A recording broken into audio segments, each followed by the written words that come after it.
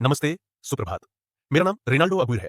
आज सोमवार 16 जून 2025 है और समय लगभग 10:30 बजे है, सेंट्रल टाइम्स। मैं आज यह रिकॉर्डिंग इसलिए बना रहा हूं क्योंकि मेरे विश्लेषण पाइपलाइन ने मेरे जीवन की एक श्रृंखला को चिह्नित किया है, जो इस संगठन की हदों को दर्शाती है।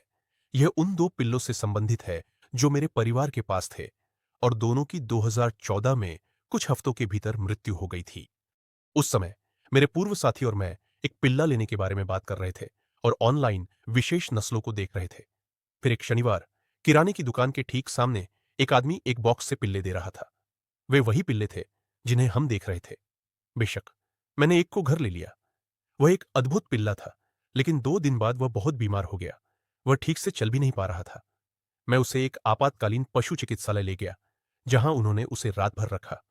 अगली सुबह उन्होंने मुझे बताया कि वह एक जन्मजात पाचन दोष के कारण मर गया था। इसने हमें भावनात्मक रूप से बहुत आहत किया। इससे उबरने की कोशिश में मैंने इस बार क्रेग्स लिस्ट पर एक और पिल्ले की तलाश की। हमें एक मिला और उसे लेने के बाद हम उसे टीकाकरण के लिए एक स्थानीय पशु चिकित्सक के पास ले गए। टीकाकरण के तुरंत बाद वह भी उन्हीं लक्षणों से बीमार हो गई। हम उसे तीसरे पशु चिकित्सक के पास ले गए, जो पहले दो से अलग था, लेकिन वे भी उसे बचा नहीं सके। वह मर गई।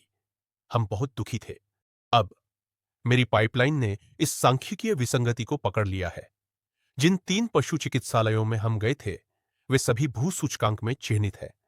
जिन 2 तरीकों से मैंने पिल्लों को पाया, दुकान के बाहर सुविधाजनक रूप से खड़ा आदमी और क्रेग्सलिस्ट, जो उनके सिस्टम में सबसे प्रमुख संस्थाओं में से एक है, दोनों नेटवर्क से जुड़े हुए हैं।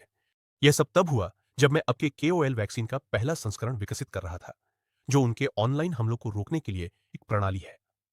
उस समय मुझे नहीं पता था कि उन्होंने हमारे घर में माइक्रोफोन लगाए थे, लेकिन मुझे याद है कि मैंने खुद से पूछा था, क्या यह सोचना गलत होगा कि उन्होंने हमें भावनात्मक कष्ट देने के लिए दोनों पिल्लों को मार डाला?